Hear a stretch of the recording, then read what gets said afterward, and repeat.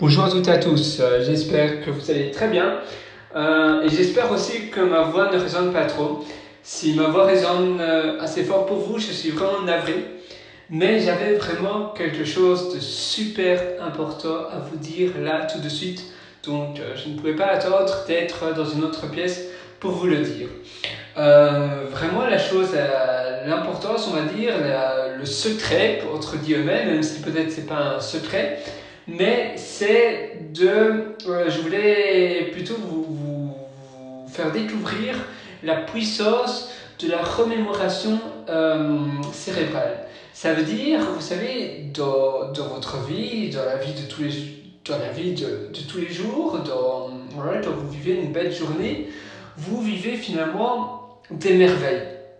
Vous vivez des expériences, vous échangez avec d'autres personnes certainement, vous écoutez peut-être des audios, des vidéos, des films, vous lisez peut-être, ou bien vous êtes quelque part, mais vous voyez des choses, et tout ça, ce sont une source d'informations incroyable, et une source qui vous permet en réalité d'avancer beaucoup plus vite, et d'apprendre beaucoup plus vite, mais à une seule condition. Et la condition, c'est de justement retirer quelque chose de toutes ces informations. Si vous n'utilisez pas ce que vous voyez et ce que vous apprenez, et si vous ne revisualisez pas vos journées, eh bien, ça ne sert strictement à rien. En réalité, vos journées sont des journées plaisantes, mais ne vont jamais vous aider à avancer et à aller plus loin. Par contre, les personnes qui réussissent vraiment sont les personnes qui ont la puissance de retirer toujours quelque chose sur tout ce qu'ils vivent. Ça veut dire qu'ils vivent des journées et ils les vivent intensément. Ils les vivent de manière beaucoup plus intense que n'importe qui d'autre. Leur journée, ils les visualisent, ils les sortent. Voilà, ces personnes-là sont vraiment à 300% dedans, et après ils peuvent de ça ils peuvent retirer quelque chose, et c'est un peu comme des Lego, vous savez, ils peuvent finalement mettre voilà, une brique et puis une brique et puis une brique, et finalement une journée c'est un peu comme une brique de Lego. C'est un peu comme voilà, vous vivez un mois, et bien un mois représenterait 30 briques de Lego, et au fur et à mesure vous allez construire un empire, mais vraiment. Et c'est même pas une métaphore, c'est la réalité. Ça veut dire que voilà, votre journée que vous passez actuellement, maintenant, eh bien, dans cette journée-là, en réalité, vous avez plein d'énigmes, comment expliquer ça, plein de solutions que vous ne vous rendez même pas compte. Ça veut dire qu'il y a plein de sources d'informations et qui permettent en réalité de faire avancer votre puzzle, le puzzle de votre vie. Ça veut dire que dans vos journées, vous avez une journée représente peut-être une trentaine de pièces d'un puzzle, mais le puzzle de votre vie a peut-être, pour qu'il soit terminé, il n'est jamais terminé. En fait, c'est un peu comme un puzzle gigantesque, le puzzle le plus grand du monde. C'est ça le puzzle de la vie. Et le puzzle de la vie représente peut-être 40 billions, 40 milliards de pièces. Même, on va dire, c'est infini. C'est un peu comme l'univers. L'univers, vous savez, nul ne sait la grandeur de l'univers. L'univers est à taille infinie. Eh bien, le puzzle de votre vie est à taille infinie également. Ça veut dire que, dépendant de vos ambitions et des choses et de qui vous voulez devenir, c'est-à-dire des choses que vous voulez réaliser et de la personne dont vous voulez devenir, dépendant de la vie dont vous rêvez, de l'ambition que vous voulez que votre vie devienne, eh bien, la grandeur de votre puzzle va varier. Et du coup, il est plus ou moins différent pour chacun, mais au fur et à mesure que vous vivez, au fur et à mesure, vous allez réaliser que finalement, cette grandeur varie, parce que au fur et à mesure, vous attrapez de plus en plus de pièces, qui construisent de plus en plus ce puzzle et vous vous rendez compte en fait le puzzle n'est jamais terminé et il y a encore tellement de choses à terminer. C'est-à-dire que vous terminez un petit monde de ce puzzle, une petite image et il y a encore 5 millions d'images qui attendent à être mises sur votre puzzle. Et vos journées sont là pour vous aider à construire ce puzzle. Au fur et à mesure que vous construisez ce puzzle, au fur et à mesure, vous bâtissez une vie meilleure. Donc voilà, vos journées vous permettent de récupérer un maximum d'informations pour pouvoir avancer dans la vie que vous voulez avoir. De ce fait, c'est vraiment important d'avoir un objectif le plus précis et le plus détaillé possible.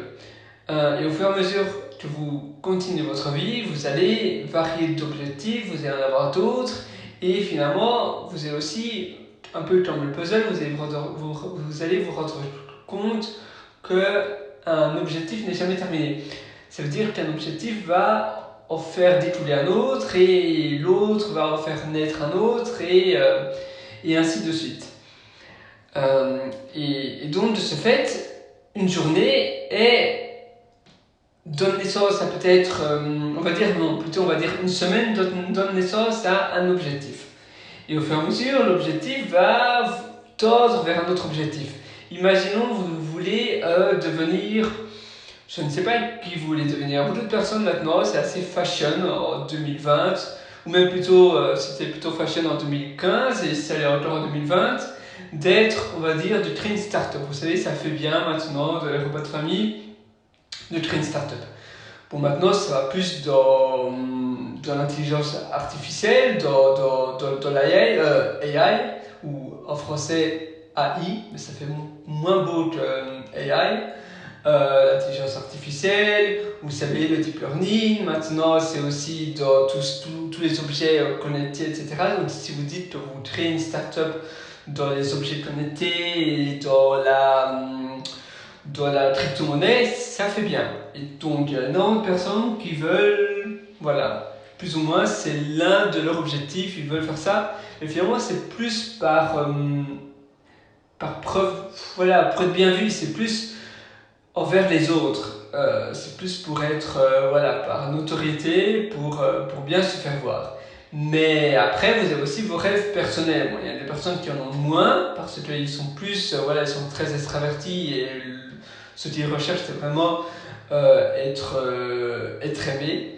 Et donc, ils veulent vraiment créer des startups incroyables. Et comme ça, tout le monde dit « Waouh, vous êtes fantastique !» Et ça, évidemment, ça les permet d'être super heureux. Et tant mieux. Si c'est votre but, tant mieux. Ça l'est aussi. Voilà, on est tous un peu... on est bien être aimé. Et finalement, ça fait partie de... Voilà, ça fait partie comment on appelle ça, de human sense, vous savez, voilà, ça fait partie de notre ADN et c'est tout à fait normal parce que des personnes qui ne sont pas aimées finalement sont malheureuses. On veut tous être aimés par la société, mais il y en a d'autres où ils sont plus, d'autres personnes sont plus introverties et donc ils ont peut-être des rêves plus personnels, plus rivés sur eux, on va dire, plus tournés vers leur vie perso. Et aussi, c'est super bien. Il n'y en a pas un mieux qu'un autre, mais vous devez vraiment savoir plus ou moins quel type de personne vous êtes. Parce que grâce à ça, ça va vous permettre vraiment de savoir quel objectif vous voulez créer, quel objectif vous voulez bâtir. Et une fois que vous savez quel type de personne vous êtes, si vous êtes plus centré sur vous-même ou bien plus centré sur les autres et donc sur le regard des autres, grâce à ça, vous allez savoir quel type de business vous voulez créer. Les personnes plus introverties peut-être vont faire plus quelque chose perso, ou être coach, ou être peut-être prof, vous savez, créer des cours en ligne, ou bien des choses un peu moins peut-être ambitieuses, mais finalement, parce qu'on fait des choses ambitieuses, on veut créer des choses ambitieuses, surtout pour être bien vu de la société. Donc les personnes plus introverties, ils s'en fichent de ça et vraiment tant mieux. et ils vont peut-être plus, voilà, même publier des livres. Bon, c'est vrai que publier des livres, on ne gagne pas énormément, ça dépend de la manière dont on publie les livres, et c'est aussi pour être plus ou moins voilà, bien vu. Donc non, les personnes introverties vont peut-être plus voilà, faire des trucs pour eux, une hobby farm ou je ne sais pas quoi. Et vous savez, les hobby farms, ce sont les fermes, les personnes qui ont des fermes comme hobby et ils aiment bien ça, vivre en autosuffisance ou voilà. Finalement, ils ont une vie rien qu'à eux, ils dépendent rien que d'eux parce qu'ils vivent vraiment 100% d'autosuffisance, ils ont une ruche, ils ont un poulailler, etc. Et ils vivent une vie heureuse comme ça. Et d'autres, ils veulent vraiment avoir une multinationale, ils veulent avoir une start-up, ils veulent. Voilà. Et essayez de voir quel type de personne vous êtes, essayez de voir dans 5 ans et dans 10 ans qui vous voulez vraiment être. Et de là, essayez de justement revenir en arrière. Vous savez, donc vous vous projetez dans 5 ans, dans 10 ans, et puis après, donc vous vous projetez dans le futur, et puis vous revenez petit à petit juste au présent, juste à maintenant. Ça veut dire que voilà, vous allez défiler tout ce qui s'est passé de la personne rêvée d'il y a dans 10 ans dans le futur ou dans 5 ans. 5 ans dans ce 10 ans, c'est quand même assez long et on a du mal à voir si loin dans le futur. Donc on va dire 5 ans, c'est une très bonne unité. Donc essayez de vraiment vous voir dans 5 ans. Et puis voilà, vous allez vraiment, petit à petit, vous allez faire défiler étape par étape et un peu comme un rewind et vous allez revenir petit à petit jusqu'à maintenant. Vous allez voir les épreuves, vous allez voir comment vous allez réaliser ça, etc.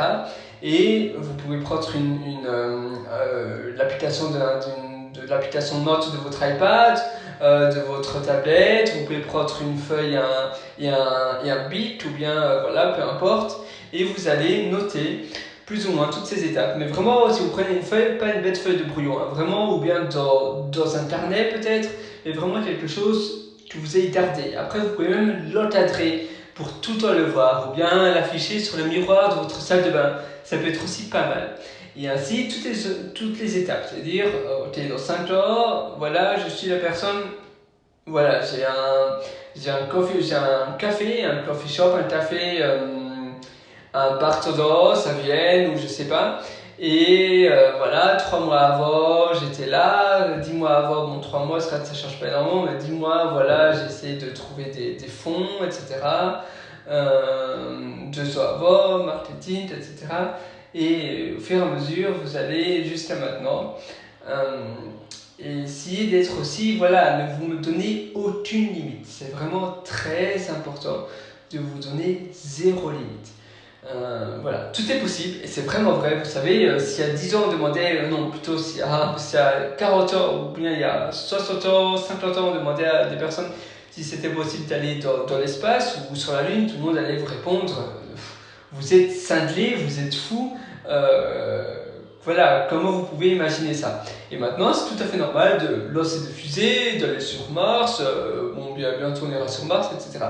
Mais c'est parce qu'il y a quelqu'un qui a tellement cru à ça, et il s'est dit, bah oui, c'est possible, c'est un peu comme la création de l'avion, et bien voilà, ou le parachute, bien avant, avec vous savez, le parachute, ça vient, en fait, le premier parachute, c'était avec un parapluie, c'est pour ça que le mot vient parachute.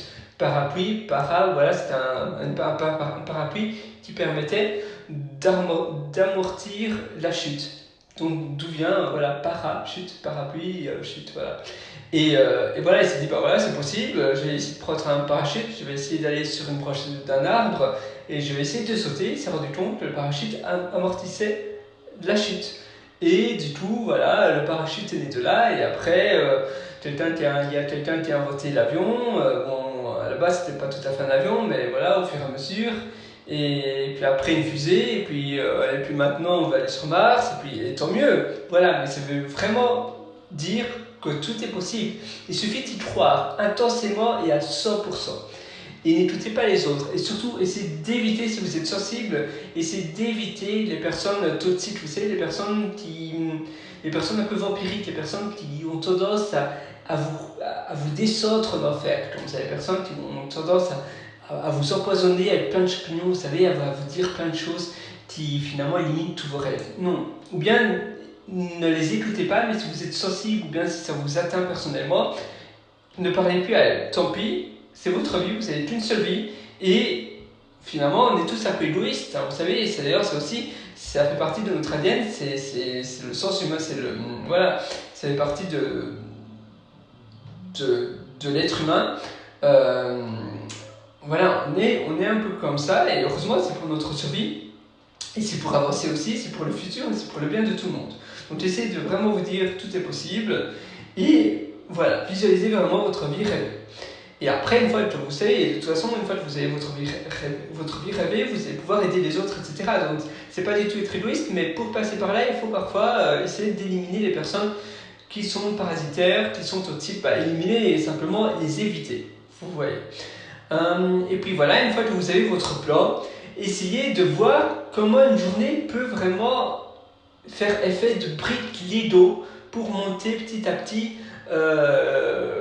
pour vous monter petit à petit et pour arriver échelon après échelon à votre vie idéale dans 5 ans. Donc essayez de vraiment visualiser à 100%. La visualisation c'est très bien et la précision aussi. Essayez de vraiment être le plus précis possible. Fermez les yeux. Prenez un hôtel avec un jacuzzi pour une journée et essayez de vraiment construire ce plan rêvé et vous ne sortez pas de votre chambre tant que vous n'avez pas constitué ce plan rêvé. Vous savez, un peu comme une constitution d'un pays. Essayez de vraiment construire ce plan et de vraiment voir tout ce que vous devez faire tous les jours, petit à petit, pour pouvoir arriver juste là. Et prenez vraiment ça au sérieux parce que c'est votre vie et votre vie c'est la chose la plus sérieuse au monde. C'est pas le boulot de votre employeur, ce n'est pas, je sais pas, vous-même si vos enfants c'est très important parce que c'est une nouvelle version de vous-même, mais ce n'est pas votre jardin, ce n'est pas votre maison, ce n'est pas l'État, ce n'est pas la banque, non, c'est vous. Vous êtes la chose la plus importante du monde. Parce que vous êtes vous et vous avez la puissance d'avoir le contrôle sur vous. Vous avez les manettes sur vous-même, sur votre vie. Mais c'est pour ça que c'est très important de prendre le contrôle sur la vie. Parce que souvent, on se laisse dépasser, on se laisse influencer par d'autres et finalement, on n'a plus aucun contrôle sur nous-mêmes. Donc vraiment, essayez de voir tous les jours ce que vous pouvez faire et indiquez-le. Indiquez ça sur votre liste. Et ayez vraiment un planning à répétition, semaine après semaine, de toutes les petites choses qu'il faut faire pour arriver à la vie idéale dans 5 ans. Mais 5 ans, dites-vous que ça c'est au plus tard. Mais essayez de voir comment vous pouvez y arriver le plus vite possible, un peu comme un sprint. Parce que au plus vite vous allez y arriver, au plus vite vous allez voir que finalement peut-être ça ne vous correspond pas, ou bien peut-être que vous pouvez aller encore plus haut, encore plus haut, encore plus haut, encore plus haut. C'est pour ça qu'il faut vraiment le temps, vous savez, c'est la seule ressource qui n'est plus récupérable. L'argent, vous perdez 10 000 euros, vous savez les récupérer. Le temps, c'est de la vie. Et vraiment, vous perdez 1 heure, vous perdez 1 heure de vie, 1 heure en moins de votre vie. Le temps ne sera jamais récupérable. Par contre, ce qui est amusant, c'est qu'il y a des personnes qui utilisent super bien votre temps. Vous savez, tout le monde a 24 heures dans ses journées. On a tous la même unité de temps. Par contre, évidemment, il y a des personnes qui vivent moins longtemps, plus longtemps, mais il y a des personnes qui ont réussi phénoménalement, incroyablement bien et malheureusement qui ont une vie très courte, qui sont décédés à 30 ans, à 28 ans, à 38 ans, à 40 ans. Pourtant, ils ont réussi incroyablement bien. Donc, c'est même pas la durée de vie, mais c'est vraiment la manière dont vous utilisez le temps dans une journée. Donc voilà, vous voyez vraiment ça. Et puis après, une fois que vous avez vu ça, une fois que vous avez pu visualiser et vous avez pu revenir en arrière et visualiser étape à étape de 5 ans jusqu'à maintenant, et vous avez pu constituer un plan bien précis de cette visualisation et de ce défilement, vous savez, des étapes, etc. Vous allez pouvoir utiliser maintenant vos journées incroyablement bien. Alors on parlait de visualisation et en effet, nous allons directement y arriver. Donc essayez de voir, peut-être il s'est passé des choses super intéressantes que vous avez déjà vécues. Il y a 1 semaine, il y a 2 semaines, il y a 3 semaines, il y a 1 mois, il y a 2 mois. Malheureusement, souvent, on ne revisualise pas ces journées. Vous savez, essayez de visualiser et de revenir au passé, évidemment, de choses positives et de choses qui pourraient vous être utiles pour maintenant, pour votre nouvelle vie, pour le futur. mais des choses qui sont déjà passées dans le passé. Par exemple, vous avez suivi une formation, un séminaire, etc. Essayez de fermer les yeux, ou bien aller dans votre bain, aller dans un jacuzzi, asseyez-vous sur votre lit, ou je sais pas, allez sur un canapé, et essayez de penser à la manière dont le séminaire, s'il y a une information qui était utile dans un séminaire, essayez de revisualiser ce séminaire, les choses les plus importantes, les conversations. Vous savez, par exemple, moi, au mois de février, j'ai suivi un cours de surf en Australie. C'était un peu plus au sud, un peu plus au nord, pardon, que Newcastle. Et c'était très intéressant, mais je me suis rendu compte, c'est au mois de février, maintenant on est au mois de juillet pour moi, au moment où j'enregistre cette formation, et je me suis rendu compte, tiens, c'est amusant, je ne pensais même plus du tout à ça. Je ne pensais plus du tout à ce cours de surf que j'ai suivi. Et alors je me suis amusé à revisualiser la manière dont ça s'est passé. Vous savez, j'ai fermé les yeux, je prenais ma douche à ce moment-là, et j'ai fermé les yeux et je me suis dit, ah oui, c'était près, le moniteur, on était sur la plage et le moniteur, voilà, il y avait la mer, l'océan, et on devait aller au milieu de la plage, au milieu de la mer, pardon, non, mais au milieu, on devait attendre la meilleure vague, on devait se mettre sur la planche, puis attendre plus ou moins, voilà, d'abord attendre la meilleure vague, puis qu'il y a une bonne vague qui arrivait, vite se remettre sur la planche, à la bonne position, avec un pied déjà prêt à se lever après, puis après, une fois qu'on voyait la vague arriver, vite pagayer sur la planche, et puis après, la vague arrivait sur la planche, autant pagayer pendant 5 secondes, et puis se mettre debout, c'est-à-dire un pied, ça dépendait si on était gaucher ou droitier. Je suis gaucher pour ma part, donc je devais me lever du pied gauche, et après l'autre pied aussi devait aller, et pas me lever trop haut, pas être trop haut, garder les genoux, vous savez, garder la position un peu accroupie, et me mettre, on va dire, en quinconce de la planche, donc j'étais pas face à la planche, mais sur le côté, et me lever comme ça petit à petit. Puis après, il y avait des techniques différentes pour freiner, pour un peu accélérer, vous savez, on doit se positionner et s'équilibrer différemment, et puis après pour tourner aussi du côté gauche, du côté droit, etc. Et c'était très intéressant, mais voilà, je devais me revisualiser ces moments-là pour à nouveau me dire, ah oui, en fait c'était comme ça. Et c'est important pour la mémorisation, et pour garder ces informations en tête, voilà, on va dire à intervalles réguliers, de se remémorer des choses comme ça. C'est aussi, par exemple, ça m'est aussi arrivé il y a 1 an, j'étais à Gran Canaria, c'était vraiment très très bien. Et j'étais pas très loin de Maspalomas, si vous connaissez plus ou moins, et voilà, j'avais plus ou moins oublié tous ces moments incroyables. Là, c'était pas vraiment des choses, si c'était très intéressant, j'ai passé des discussions super intéressantes, j'ai parlé de choses super intéressantes, j'ai passé des moments incroyables, mais c'était, on va dire, plus du divertissement, même si c'est des choses très intéressantes. Alors c'est aussi important de prendre des moments comme ça particuliers, mettons au restaurant, à ce moment-là, peu importe quel jour c'était, ça vous ne devez pas vous souvenir, mais simplement revisualiser. Ah oui, j'ai commandé ça, ah alors je parlais de ça, et vraiment voir les choses nous permet de nous ressouvenir de ce que l'on parlait, du sujet, etc. Et c'est alors de ces visualisations-là, de prendre les informations importantes. Et vous savez, si vous utilisez par exemple l'iPhone, vous avez une application maintenant Memo, ou bien, et vous pouvez d'ailleurs l'avoir accès, vous savez, avec l'iPhone, vous avez accès, contrôle access, donc vous pouvez avoir accès à l'application Memo depuis votre home screen. Donc c'est assez chouette, et vous avez certainement la même chose sur Android aussi. Ou bien vous pouvez prendre un dictaphone, ou bien tout autre appareil bon, c'est mieux un appareil audio, parce qu'écrire, alors souvent on part de cette visualisation, on a plus de mal après à revenir à la visualisation.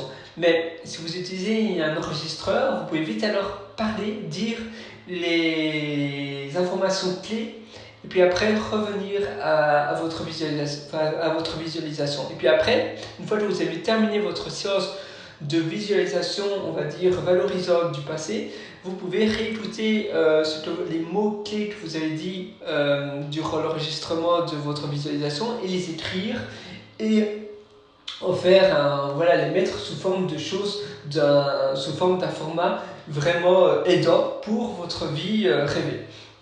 Donc voilà, utilisez le passé qui a été intéressant pour vous, mais peut-être que vous ne le savez même pas. Vous avez peut-être des discussions et il y a peut-être des personnes qui vous ont dit des choses très intéressantes qui vous permettront de prendre, on va dire, l'autoroute pour la chose que vous voulez faire rêver, mais peut-être que vous avez oublié, on va dire oublié entre guillemets, c'est encore dans quelque part dans votre tête, mais vous ne l'avez pas là comme ça tout de suite, votre cerveau conscient, on va dire, mais vous savez, on a un niveau conscient du cerveau et on a un niveau inconscient. Et c'est quelque part dans le niveau inconscient.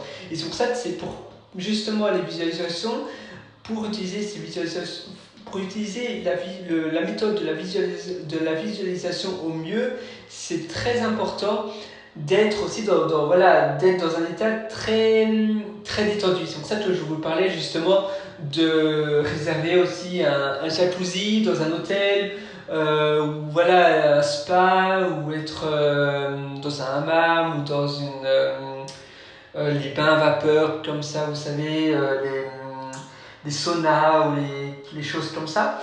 Et ça vous permet d'être détendu et de préférence seul, parce que sinon vous allez être distrait, même si vous ne parlez pas à une autre personne, c'est une personne près de vous. Voilà, vous êtes toujours, même quand vous fermez les yeux, vous savez qu'il y a une autre présence ailleurs et ça va vous distraire inconsciemment. Donc c'est important de vraiment d'être seul, et ainsi vous pouvez vraiment être vous-même et essayer de un peu vous laisser aller et de faire aller la visualisation. Essayez peut-être aussi d'être dans une pièce sombre ou bien avec des bougies, mettons dans votre bain, avec des bougies autour, et comme ça la lumière ne va pas vous laisser distraire. Si vous laissez vos yeux ouverts, eh bien vous n'allez pas être distrait par, je sais pas, le pommeau de douche, vous n'allez pas vous laisser distraire par le lavabo, ou bien par les dalles, par le mur, ou bien par le plafond, ou par les lumières. Non, vous n'allez pas voir énormément de choses, et même quand vous fermez les yeux, vous savez, la lumière vous transperce un peu les paupières, donc vous voyez toujours un peu des étincelles comme ça. Et ça va vous distraire et ça va être plus difficile pour vous d'entrer dans votre état inconscient. Donc c'est vraiment important de vraiment essayer de trouver l'environnement idéal. Et une fois que vous avez vraiment trouvé l'environnement qui vous semble plus ou moins idéal, ça prend un peu de temps malheureusement, mais une fois que vous l'avez trouvé, ça sera beaucoup plus simple, parce qu'après, tous les jours ou une fois par semaine, vous pouvez directement être dans cet environnement, parce que vous savez comment vous savez l'environnement qui vous est le mieux pour être dans votre état inconscient. Donc voilà, si vous savez que, mettons, être dans un jacuzzi avec une lumière plus ou moins pas trop forte, même peut-être une musique d'ambiance, et bien après la fois prochaine vous pouvez directement être dans la même pièce avec plus ou moins la même luminosité. Si vous aimez bien avoir une petite musique d'ambiance, tant mieux. S'il y a des personnes qui aiment bien aussi avoir des parfums, mais vous savez, de l'encens, ou bien un peu quand on est dans un sauna, parfois il y a une odeur comme ça, vous savez, ils mettent une odeur, pas d'encens, mais un peu, je sais pas trop l'odeur, mais c'est assez chouette, et un peu une odeur rafraîchissante, plus ou moins. Et voilà, essayez d'être vraiment dans un environnement qui vous permet d'aller vraiment de recreuser dans le passé, dans les moments qui pourraient vraiment vous aider à mettre des briques en plus et à prendre le TGV pour aller dans votre vie rêvée. Et ça, c'est la puissance de la visualisation.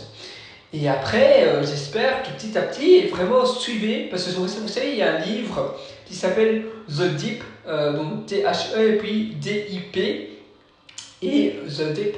Et l'auteur explique, malheureusement je ne me souviens plus de l'auteur, mais vous pouvez aller voir sur internet, et l'auteur explique qu'au début d'un projet, on est toujours on est toujours très excité, on est très très positif, et on se dit oh c'est super, c'est super.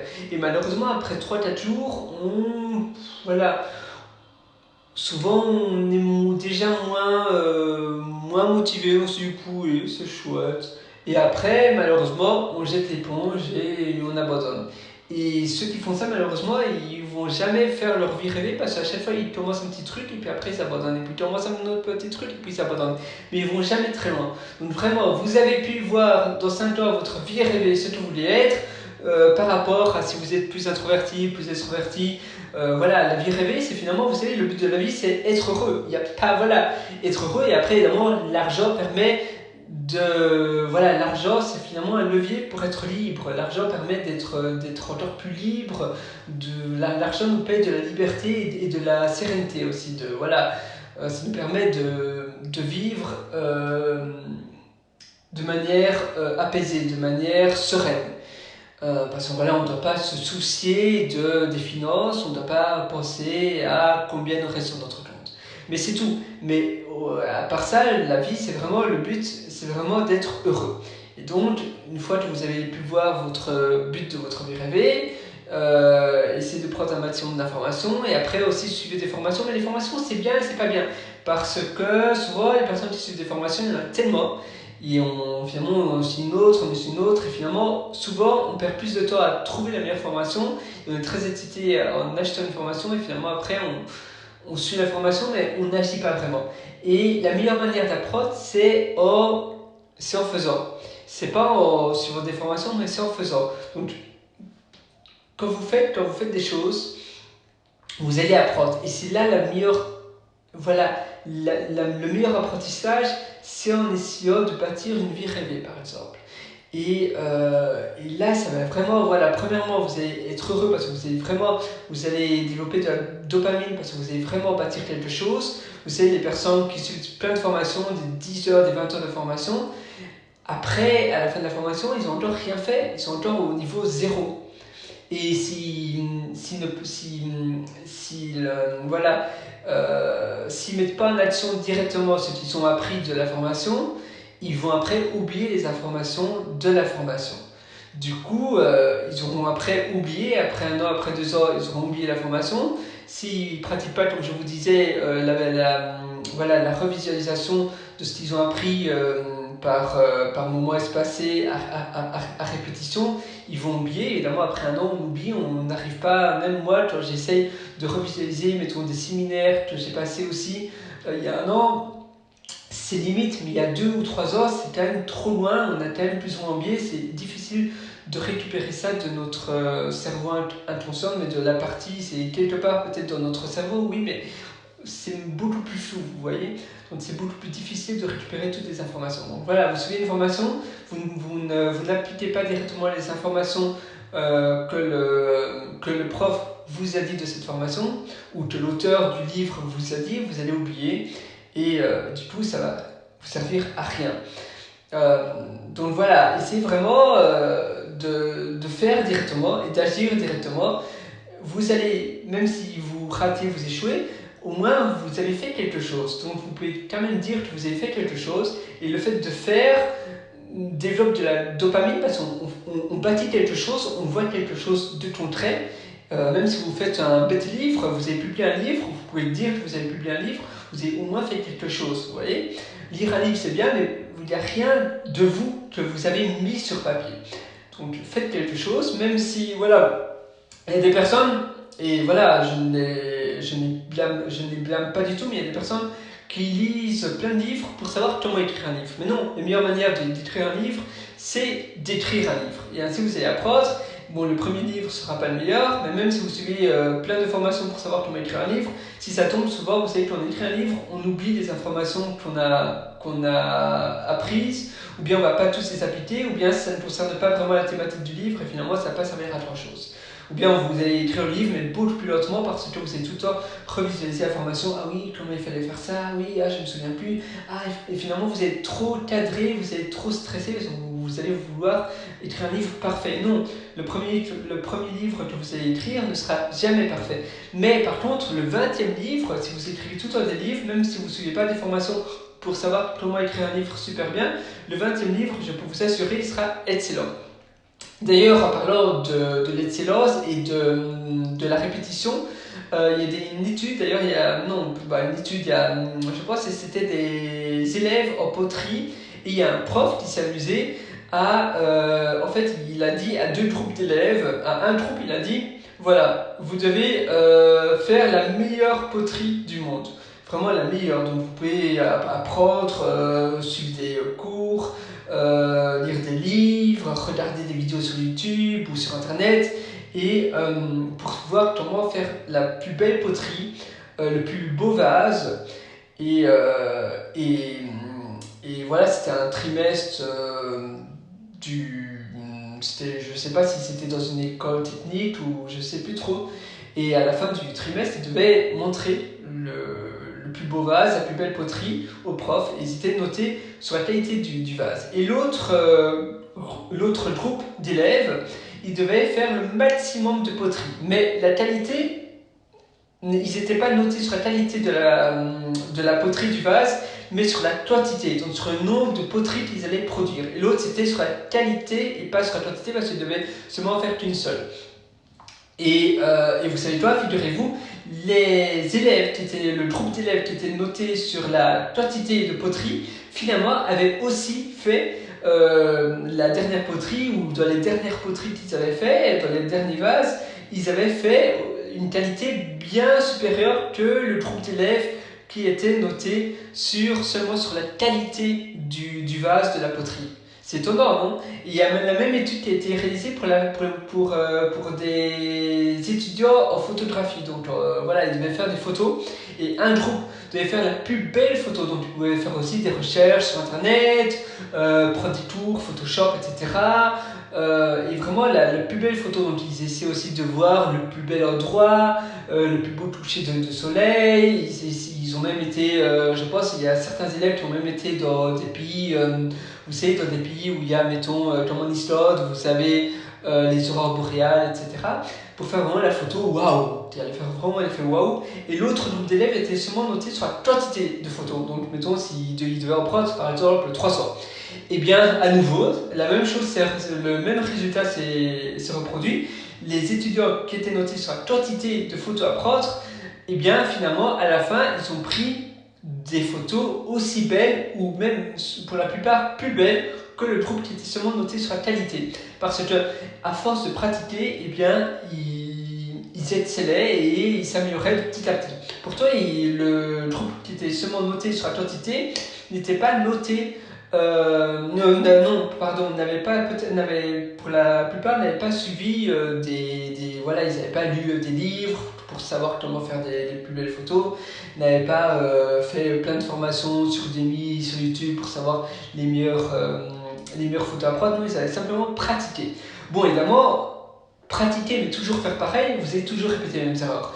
Mais la puissance, c'est simplement essayer de toujours faire un peu différemment, essayer de voir comment vous pouvez améliorer. Parce que oui, évidemment, si vous prenez des photos mais vous les prenez toujours de manière exactement pareille, là vous n'allez pas vous améliorer.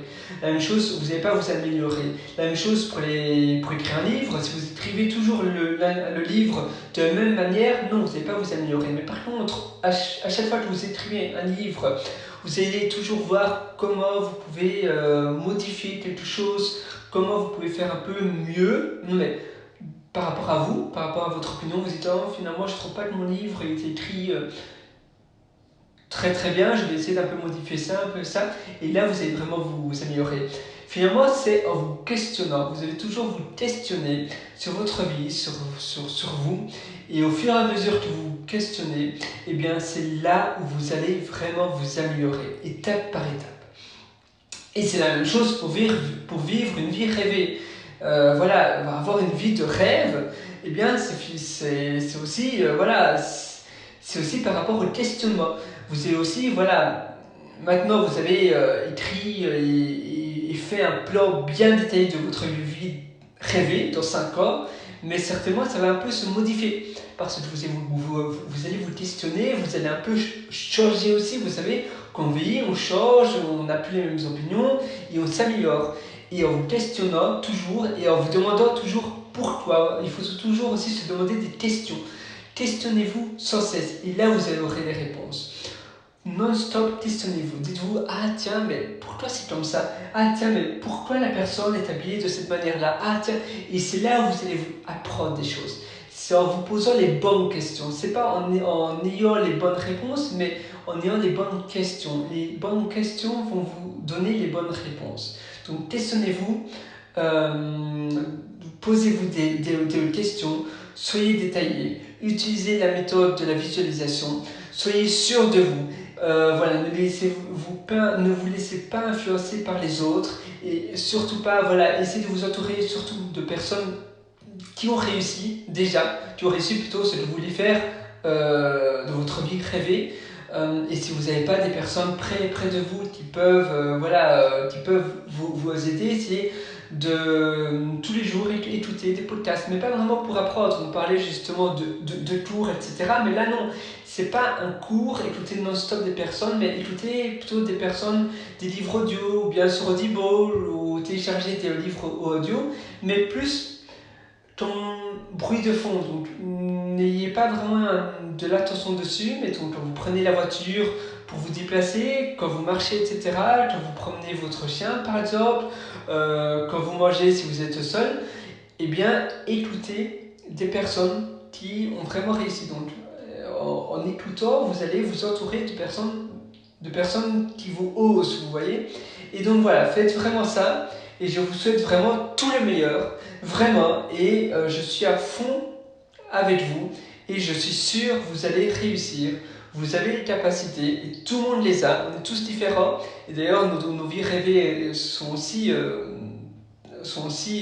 différentes et je sais que vous allez réussir, mais par contre gardez vos rêves et voilà, vous devez surtout pas jeter l'éponge. Soyez vraiment, voilà, soyez sûr de vous et ne vous laissez pas influencer par les autres, ne vous laissez pas décourager, parce qu'évidemment il y a des personnes qui vont essayer de vous faire jeter l'éponge, qui vont essayer, voilà, ils vont dire non, non, tu vas jamais réussir, non, non. Justement, essayez de faire le sourd. N'écoutez pas ces personnes-là, parce que si vous les écoutez, vous allez avoir une vie médiocre comme ces personnes-là. Vous savez, on dit souvent, on est les 3 personnes que l'on côtoie tous les jours. Et c'est vrai, si vous voulez manger de la malbouffe, côtoyez des personnes qui vont tout le temps au fast-food et vous allez finalement vous allez dire « Ah oui, le fast-food finalement c'est bon ». Par contre, il y a des personnes malheureusement qui vivent dans des pays où ils ont des personnes, voilà, leur vie rêvée ne reflète pas les personnes qui côtoient dans leur ville, par exemple. Ils vivent dans la campagne et ils veulent créer une start-up moderne, technique, etc.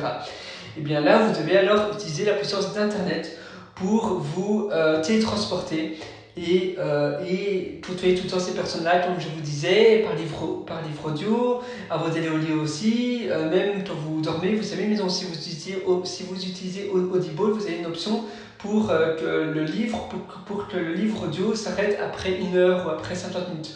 Donc quand vous endormez, vous pouvez continuer à écouter la personne. Et au fur et à mesure, vous allez baigner dans l'excellence. Et c'est vraiment ça à faire. En tout cas, je vous souhaite tout le meilleur et je sais que vous allez réussir. On se donne rendez-vous dans 5 ans. Allez, nous on se donne rendez-vous dans une prochaine formation. En tout cas, tout le succès. Bye bye, ciao.